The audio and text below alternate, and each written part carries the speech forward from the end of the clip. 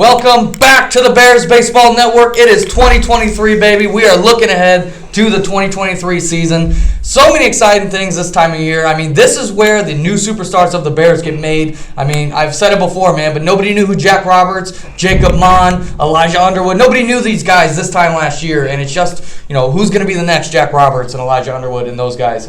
Really, really exciting. Today is our catcher preview for the 2023 season. We're going to go through all the positions, but starting with catcher, very exciting time here. A lot of good catchers in the Bears. I was surprised to see how many good catchers there are because I've always said, the rarest thing in baseball is a catcher who can hit. And we've got a lot of catchers who can hit here in the Bears. So I'm going to go through just each age and kind of talk about the catching situation for each of the varsity teams, starting at 18U. Obviously, a very solid core, Reese Payne and Andrew Bober. And Bernie, I want to start with you. Obviously, there's kind of a mix of teams in the Bears where you got these teams with two catchers and like two side by side, and then we got these teams with one primary catcher. I think this is going to fall into that former category of two side by side catchers. But Bernie, tell me about your thoughts on this catcher situation.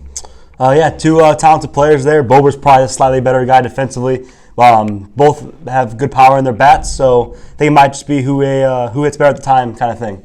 Yeah, and I think these two catchers, to me, Bober's that high upside guy, but you don't know necessarily what you're going to get week to week. And I think Reese Payne is kind of that lower ceiling, but higher floor than Andrew Bober. I think Reese Payne has been a very dependable hitter at the plate. I'm excited to see what these two guys do because I think it's a very solid catcher situation at 18U. Moving on to 16U, obviously, this is more that latter situation where there's one primary guy. It is Thomas Langeke. Bernie, I'm going to go back to you. KJ, I'll get to you in a minute. I know you haven't talked yet. Bernie, I'm going to go back to you because 16U is kind of your thing. Langeke, I mean, at least from my perspective, he seems like one of those streaky hitters with, questionable defense. But Bernie, give me your thoughts on Langeke and what you think he'll do this year. His defense came a long way, especially blocking. He's actually a brick wall back there.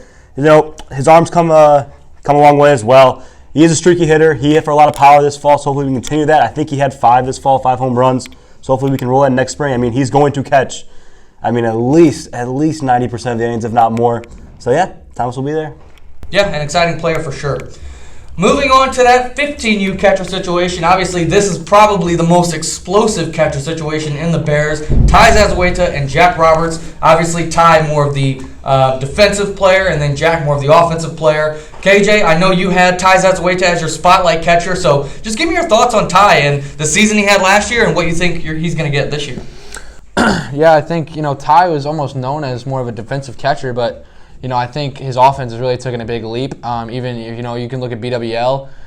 He's hitting well at his age, and then he got picked up by my 18U team in BWL, and he's hitting well there. So, I think he's going to play a pivotal role in that offense. Obviously Jack Roberts is a great hitter too, but I think Ty is an all-around great catcher. Yeah, and KJ, for me, Ty Zazueta has always kind of been in that, starter to star category. But do you ever think, KJ, that he could turn into that superstar? Do you think he could be a top 5 hitter in the Bears? I don't know if he could be a top 5 hitter just because he catches so many innings. I know it's hard for catchers. It almost takes away from their offense catching so much. But I could see him being a top 10 hitter. I have him right now probably around the 20th range in hitting. But I think he could be a top 10 guy.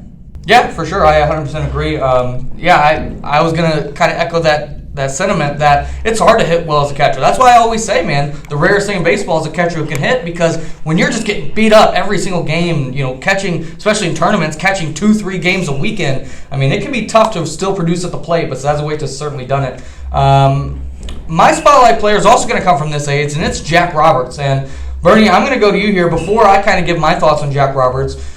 I think it's very, very hard to say he's not a top 15 hitter in the Bears right now. But same question as Ty. Do you think he could get into that top 5 conversation this year, Bernie? Do you think he has that kind of upside? I don't know if I'll say like this season will do it, but I think eventually he definitely has the potential to do so. For me, at least he's already for sure in the top 15, and he's only been here for, he's been here for about a year now. This guy's got plenty of time to grow, and I think he could definitely go into the top 10, could make a top 5 appearance eventually.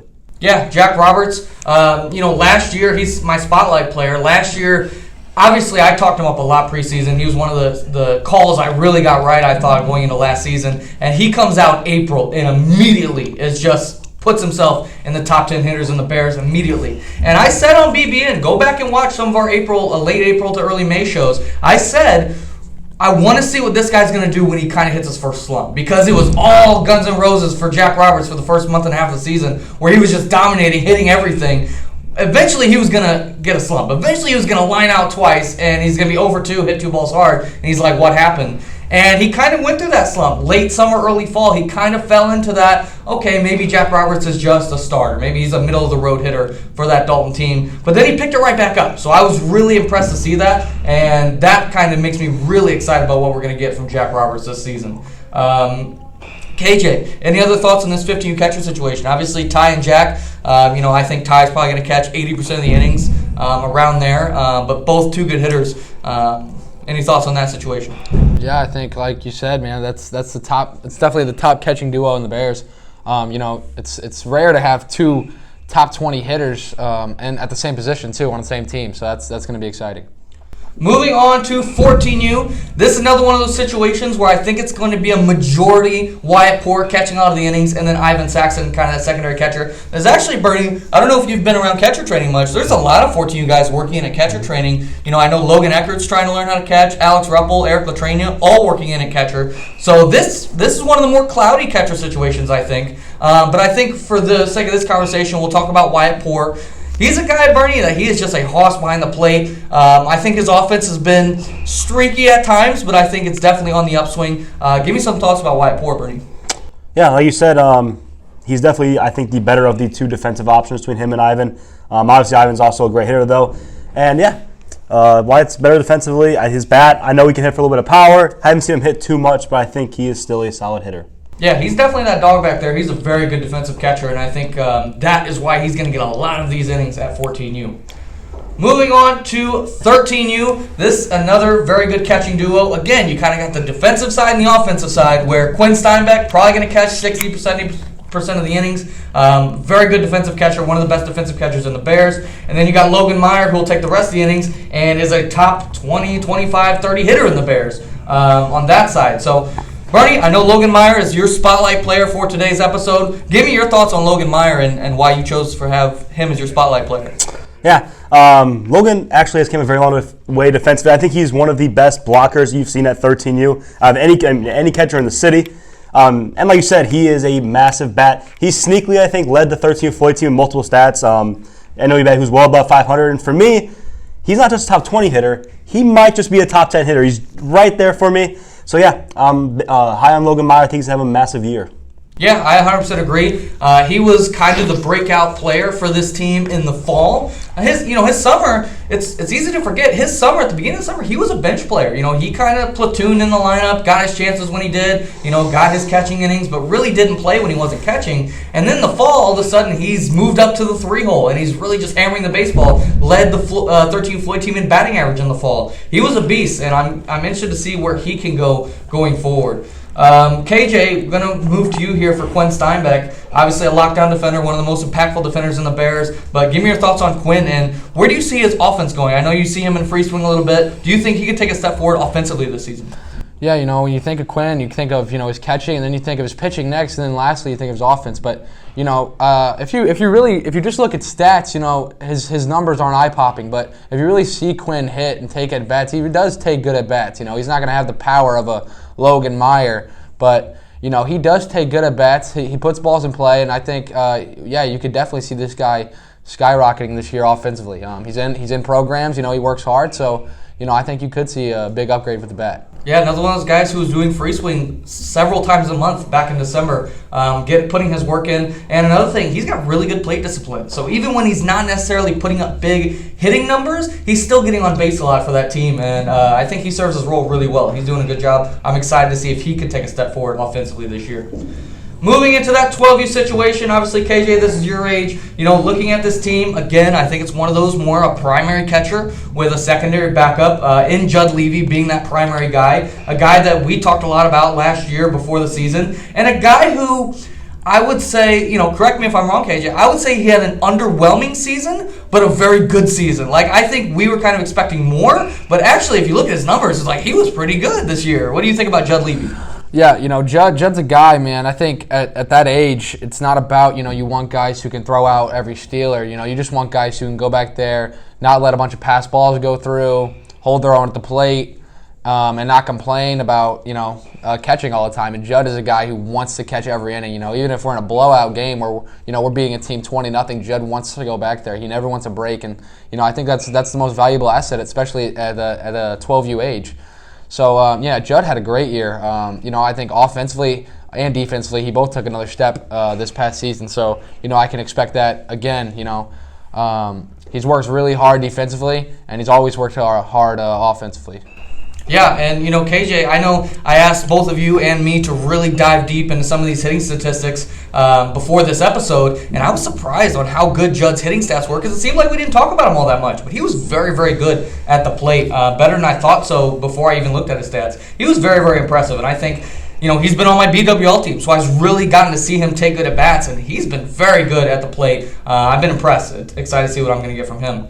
The backup catcher, obviously a lot of different guys could be that backup catcher. I think it's kind of a question mark, but a guy that I know we're really excited about on the show, especially Bernie and I, is Paxton LaPlante, and he's a guy who I think, in the spring he's going to be a full-time player and a guy that I think could be really impressive. Bernie, give me your thoughts on having Paxton LaPlante as kind of that number 2 catcher. Yeah, I think no matter where you put Paxton on the field, whether it's in the infield or behind the plate, I think he's very good defensively no matter where you put him. I think the only question revolving around Paxton is how much power he's going to hit for. He's already a good contact hitter, but can he develop that power over the winter? I think that's going to be the key to Paxton this spring. Yeah, 100% I agree. Moving on to 11U, and another very interesting catching situation. Obviously, I think Brody Wilburn's going to be that horse back there. And then you got this up-and-comer in Parker Cates, who I think makes a very interesting 1-2 punch. But Bernie, I'll go ahead and start with you. Brody Wilburn, obviously, I think if you go back and you look at his season numbers, it's kind of deceiving because if you look at his summer numbers, he was maybe a top 15 hitter in the Bears, and then his fall numbers, he struggled a little bit. I know you have high hopes for him this season. Give me your thoughts on Brody Wilburn. Yeah, I'm still a full believer in Brody. I don't worry about the fall stats too much. A little bit smaller sample size, but Brody, I'll echo KJ here a little bit in the fact that Brody wants to catch every inning. That's massive, especially at 11U. I mean, a lot of kids complain about going back there at all because it's too hot.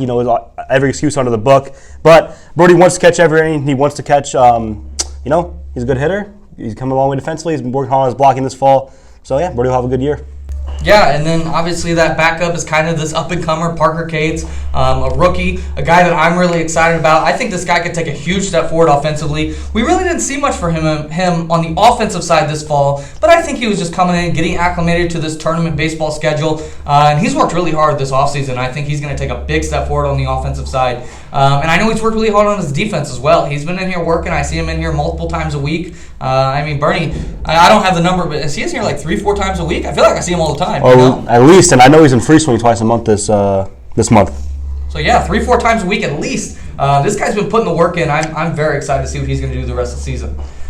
Real quick, I want to go ahead and open this up kind of to that non-varsity side, that prospect side. Bernie, I know I didn't prepare you for this, so I'll go first, but give me some thoughts on a prospect guy. I'm going to go with the guy, Andrew Kahlberg, who I think could really take a step forward this year.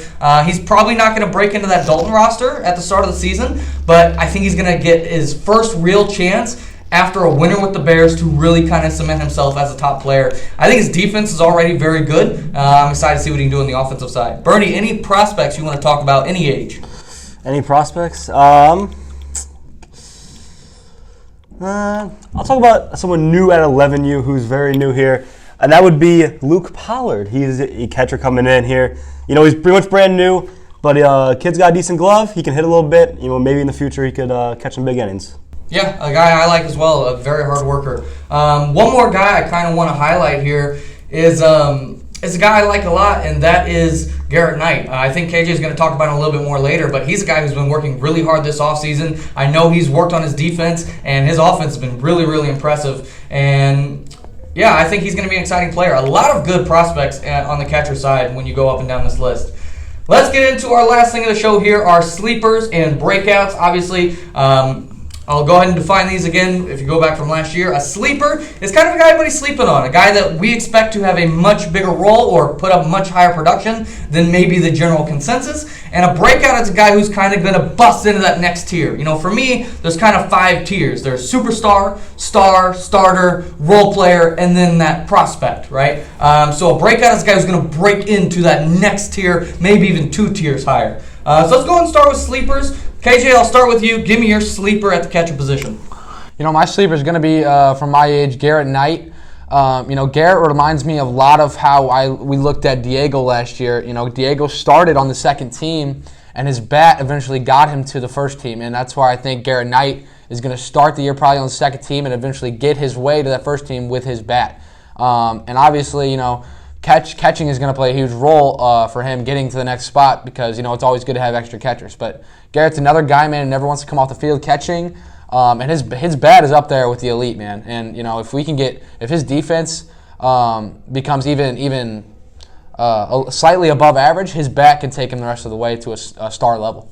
Yeah, absolutely. And, I would say about Garrett Knight, I've had 3 different unrelated people who didn't talk to each other. All 3 tell me, Dode, have you seen this kid hit the cage lately? 3 unrelated people all told me that this guy's crushing the ball in the cage. I think he's going to be exciting going forward. Bernie, give me your sleeper at the catcher position. My sleeper is going to come from 13U, and it's going to be Luke Driscoll. I think this kid, he's worked very hard now for a couple years. And last year we saw some flashes of powers. He played the top team a little bit, saw some flashes, hit a couple balls off the wall. I know it's Strela and Grand Slam. And yeah, he's a good catcher already. He's very smooth back there. He's not going to hurt you. He's going to block. He's going to frame well. Maybe if you just develop the arm and a little more bit of a contact to him, he could jump to the top team full time. Yeah, I know. When I called him up to the top team, late summer, early fall, my biggest question mark for him was his defense because I knew I was really high on his bat, and he surprised me. He was a very good blocker, a very solid pitch receiver, and even threw out a runner or 2 on the top team behind home plate. I was really impressed with him. I think he's going to have a really good season. Definitely a sleeper. For me, I'm going to go with Parker Cates. Again, this guy's up here 3-4 nights a week. I think there's a role to fill. There's, the big thing about sleepers is how do they actually get into the lineup? How do they actually make an impact? Well, there's a very clear path to Parker Cates getting not just playing time, but starting time. I think he could be a very key role in this 11U Burnstow lineup. And when you got a guy who's working this hard, who has a very clear path to playing time, that's where you really get these big surprises, big performances. I really like this guy. I think he's going to have a big season. I'm excited to see what he's going to do. Last thing here, we have our breakouts. KJ, I'll start with you again. Give me your breakout at the catcher position. Who's going to bust into that next tier? I think my breakout is going to be Wyatt Poore. He's mentioned as a good defender and I think an average hitter. But I think coming into this year, his offense is going to take a huge step. You can see this guy hitting free swing, and even in BWL, this guy hits everything hard. I think his power is going to come a long way. I think this guy's going to be a legit hitter for that team. He's going to break out big. Yeah, 100% agree. Sign off on everything you say. I like this kid a lot. I think he's going to have a big year. Bernie, give me your breakout at the catcher position. My breakout, I'll stick with my 11U age. I'll go with Brody Wilburn. I think Brody Wilburn's kind of in that starter tier right now, like you were talking about earlier. I think he could easily jump to the star or the superstar, whatever you call the top one. This kid's a very good hitter. I don't care that he had a little bit of downfall. I think he's very much closer to his last summer stats. I think he is one of the best hitting catchers we have here, and I think he'll break out into that this season. Yeah, and one thing about Brody Wilburn, you can't doubt his passion, you can't doubt his work ethic, because this guy, he lives and breathes baseball, and you love that kind of player. That player, I think, really thrives in the Bears. For me, my breakout's going to be a guy who maybe some people would consider more of a sleeper, but I actually think this guy's going to take a bigger step forward than people think. I'm going to go with Josiah Leaker. I like this kid a lot. This kid is really slick with both the glove behind the plate and actually in the infield as well. I think his primary position is probably catcher, but if he gets a chance on the top team, he's basically going to say, hey, anywhere you put me, I'm okay with. And I think he'll be serviceable at any position. And I think his bat is really going to take a step forward.